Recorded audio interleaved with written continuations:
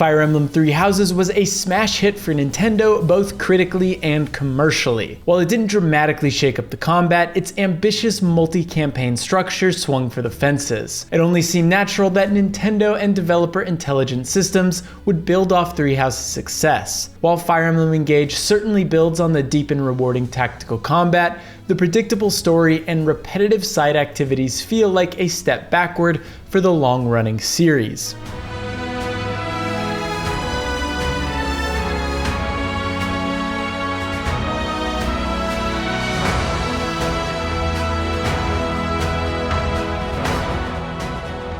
Fire Emblem Engage follows a more traditional structure than Three Houses' calendar-based progression. Your time is split between the tactical turn-based combat the series is known for and a hub-like area where you can interact with other characters and outfit your units with weapons and equipment. While there are multiple missions available to you at any given time, the story sticks to a linear structure as you plot a course around the map. There are no major story decisions, and apart from a couple characters found in optional paralogue chapters, everyone will recruit the same characters at the same time. The traditional structure isn't inherently a bad thing. Some of the best games in the series follow this narrative style, and Engage's presentation and narrative are more polished thanks to its focused design. But this approach also puts the story in a brighter spotlight, and unfortunately the extra polish doesn't hide the predictable and meandering plot, which overall falls flat. You play as Allier, son or daughter of the Divine Dragon, and it's your destiny to save the world from the Fell Dragon. The premise is standard JRPG fare, and although there are some twists and turns along the way, these rarely feel like meaningful developments. You and your crew are the good guys, while the evil purple dragon and its followers are the bad guys. While not perfect, Three Houses' approach of pitting different houses against each other and forcing you to make some huge decisions along the way was both ambitious and encouraged personal investment. Engage's story, on the other hand, feels safe and formulaic, so it can be easy to become detached from it. No way! No way! The Divine Dragon is finally away! As you travel the world, you'll meet an eclectic cast of characters and visit some vibrant locales that serve as battlefields. The stakes are high from the outset, and the plot rarely gives you time to learn about or appreciate its large cast of characters outside of a few key figures who are critical to the story. Characters early on are introduced in rapid succession, and after a few battles, I had forgotten about some of them entirely. Most of the characterization happens in optional support cutscenes, but given how bloated the roster is at the beginning, some characters naturally fell to the wayside and as a result were way too underleveled to properly utilize. The mechanical impact of the skewed social elements at play is that in the early hours, the large number of bodies may offset some losses you might incur on Classic mode, which is Fire Emblem's permadeath mode. However, Engage is pretty forgiving on the normal and hard difficulties, so in reality you probably won't lose any units on Classic mode either. And regardless of which difficulty you choose, there is a mechanic that allows you to rewind time to correct any of your mistakes. Normal difficulty gives you an unlimited number of rewinds, while the hard and maddening difficulties limit it to 10.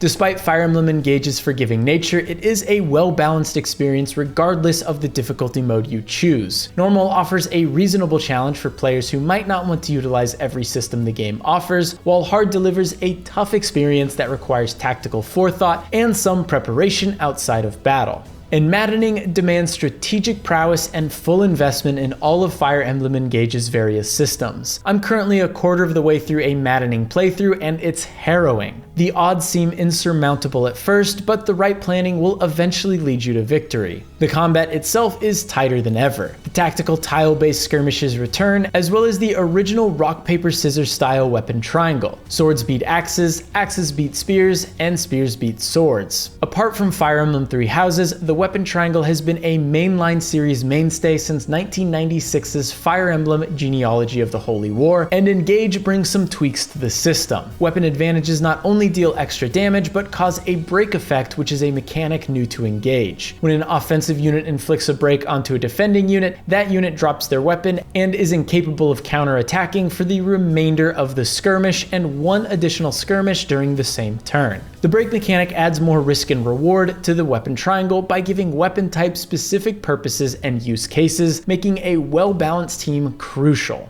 With a proper coordination, you can effectively undercut your opponent's entire counterattack effort, leaving your units unscathed until the enemy's turn. Naturally, your opponents can also take advantage of the weapon triangle and break your units if you aren't careful. While it can briefly put you on the back foot on the normal difficulty, it can be a matter of life and death on hard or maddening. Taking full advantage of the weapon triangle requires clever positioning, a balanced team, and well-equipped units that can cover up potential weaknesses on the fly.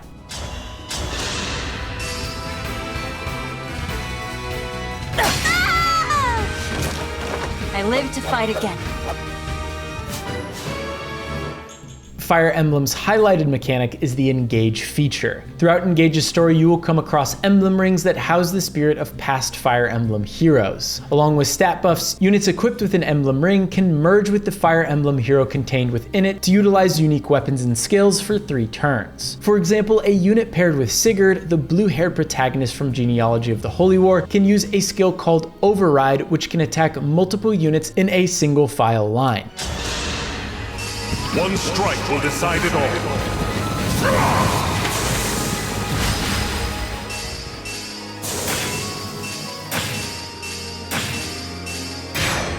Additionally, Sigurd's ring allows the user to move a few extra spaces after attacking, allowing you to leave room for another unit to follow up. Lucina, on the other hand, has a flashy skill called All for One, which allows all friendly units within 2 spaces to partake in a powerful chain attack. With proper coordination, All for One can deliver a deadly blow to some of the game's tougher enemies. There are 12 rings in all, and each represents a different mainline Fire Emblem game. Most of Fire Emblem Engage's depth is built around these emblem rings. Any unit can use an emblem ring, and as a unit battles alongside an emblem, the bond between that unit and the emblem ring increases. As a character improves their bond with an emblem, they can inherit new skills and permanent stat buffs, which can be purchased with skill points. While certain emblem abilities and skills complement specific classes, there is nothing stopping you from giving an emblem ring to any one of your units. The combinations are endless, and it can be satisfying to find both the perfect duo and an unconventional pairing. It is imperative to carefully consider which unit should get which emblem ring though, not only for the tactical advantage, but because maxing out a bond between an emblem and a unit can be a time sink. It could take dozens of battles to max out an emblem's bond with a specific character, and if you've given that emblem ring to a character who can't fully utilize its inherited skills, you could be wasting your time.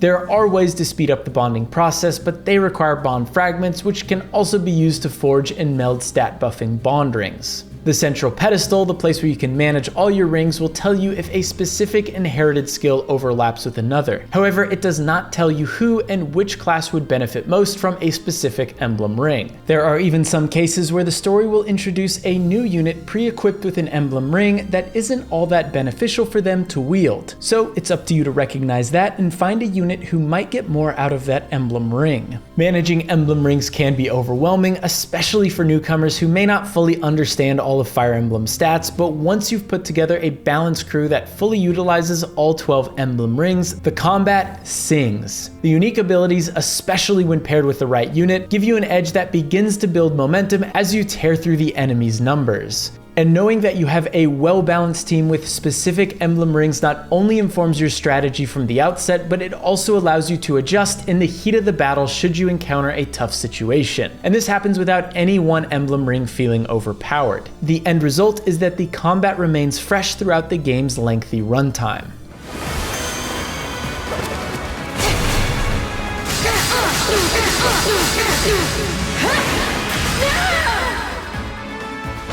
Not afford to lose.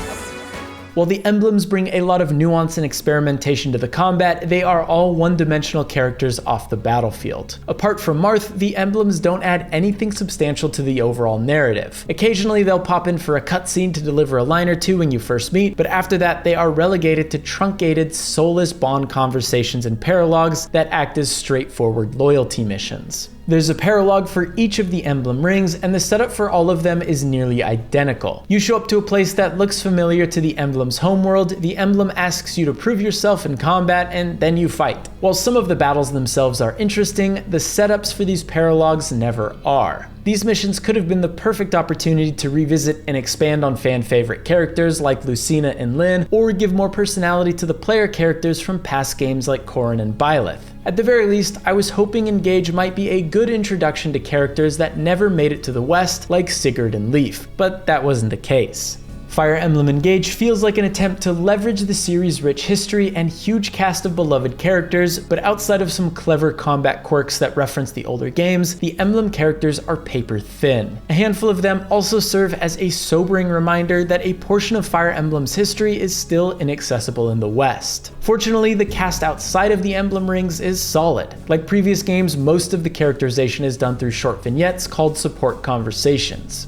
They can be funny, quirky, and occasionally deep when they explore a character's internal or external struggles. They're not all good, and some follow common JRPG tropes a little too closely, but in most cases, it's a joy to watch these characters interact with each other. One highlight for me is Prince Allcrest, who has been living in his brother's shadow since he was a kid. Most of Allcrest's support conversations revolve around him getting over his inferiority complex in unusual ways. I am so sorry! Huh? I threatened the Divine Dragon and the Crown Prince of Firene!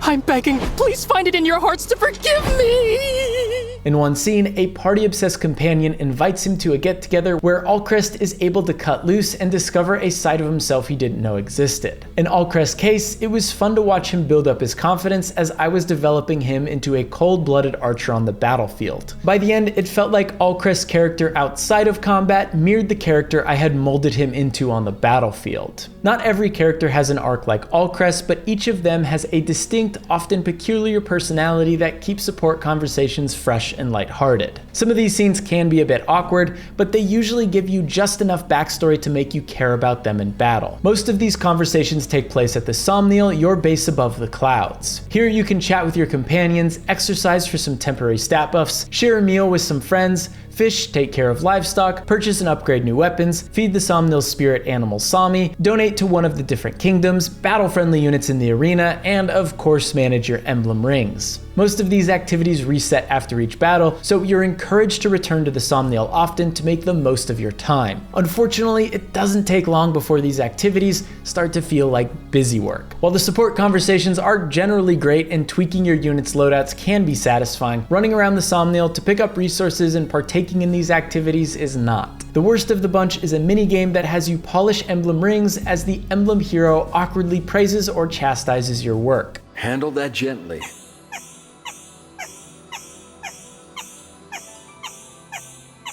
I appreciate your upkeep of the ring. Of course, you can skip all these activities and focus solely on the battles, but that could put you at a significant disadvantage, especially on harder difficulties. In order to keep your companions in tip-top shape and bring in a steady flow of resources, you'll need to return to the Somniel after each battle, whether you like it or not. The most substantial side activity in the Somniel is the Tower of Trials. Here you can connect with other players for asynchronous co-op and player versus player game modes. Relay Trials pits you against an AI-controlled team and has you trade off with other players every few turns. Once the trial is complete, everyone involved will receive some rewards. It's a neat idea that lets you try out character builds created by other players, but it's not as compelling as a standard battle. Since you could be joining mid-fight with an unfamiliar team, a lot of tactical decision making is out of your control. Losing an ally or an entire battle due to another player's poor decision making feels antithetical to Fire Emblem's core design. The asynchronous PvP mode Outrealm Trials lets you or an opponent create a map and scenario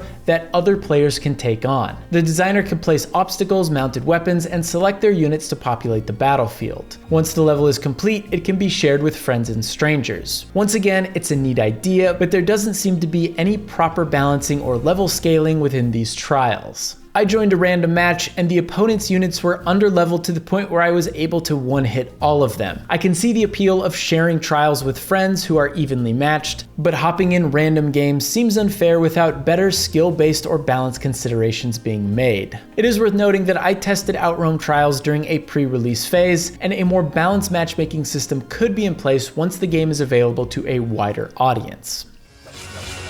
I will take it back. All of it, now!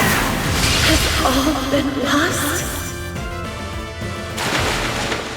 Fire Emblem's biggest surprise is its presentation. Engage is a noticeable upgrade when compared to 3 Houses. Character models look much sharper with thick and defined edges, the pre-rendered cutscenes are gorgeous, and the battlefields are more detailed. Not only does the game look better on a technical level, the art direction in Engage feels much stronger this time around. Characters are lavishly rendered with colorful outfits and accessories that perfectly capture their personality. Jean, the young medic, brandishes a backpack equipped with vials and a medicinal flask, while Diamant, the royal prince of Brodia, is adorned with heavy armor with red accents to match his country's colors. Even though Engage does front-load the experience with too many characters, they all feel visually unique. The flashy battle animations go along nicely with the colorful cast of characters as well. While you're likely to skip the standard battle animations in the back half of the game, I still found myself sitting through all of the extravagant emblem attacks. Watching an enemy's health bar plummet after unleashing an explosive multi-hit attack is gratifying. What really hammers home the stellar presentation, though, is the incredible score. The sweeping orchestral compositions elevate tense battle scenarios and salvage some of the dullest story beats. Just listen to this for a bit.